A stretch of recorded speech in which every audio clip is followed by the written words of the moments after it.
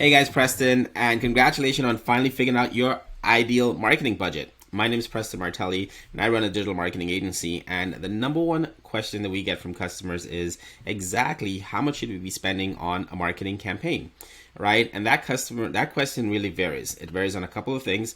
Firstly, it varies on your cash flow, your funding, and also your business, right? There's a certain aspect of time and money that needs to go into a good marketing campaign. But since that question came up so many times and I didn't actually have an answer for it, I decided to do some research and try to find out online exactly, what is the formula. We study this in school, and also there's lots of resources online. One thing you'll find for this question, it seems very vague. All right, there isn't really a set formula for how much your marketing budget should be, but I did find a couple credible sources that gave some guidelines, and I put together this tool for us internally to be able to quickly come up with a number.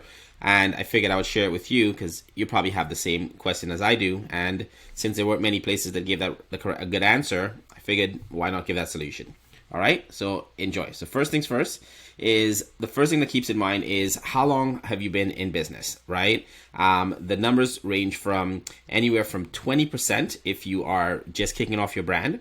So we take that into consideration. How long you've been in, if you've been in business, if you're just starting off, you're probably looking to spend about 20% of your gross revenue on your marketing. And that kind of slides down as you increase in the number of years.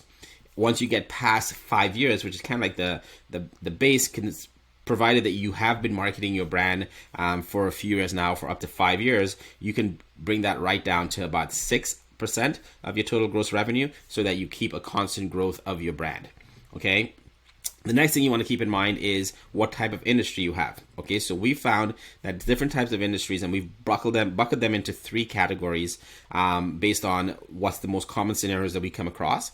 And the first one would be product or retail, like an e-commerce store or a retail store. If you're selling a physical product, you usually want to have a product cost of about 40%.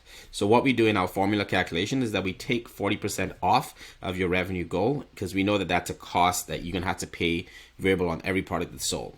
If you're providing a service, we've lowered that number to 30%, because usually your supplies or equipment that you might need to provide that service should run you around 30% based on our research and our current customers. And then last but not least is if you're some kind of a coach or a consultant, that number goes down to 20%, because majority of what you're spending here is going to be your time. You're selling your time for that service. So there isn't any major fixed cost apart from things like maybe you might have membership dues to pay or something like that to provide the consultation. So we put aside 20% for that, and then using those three numbers, we're able to calculate a number that you'll see for you is indicated at the bottom.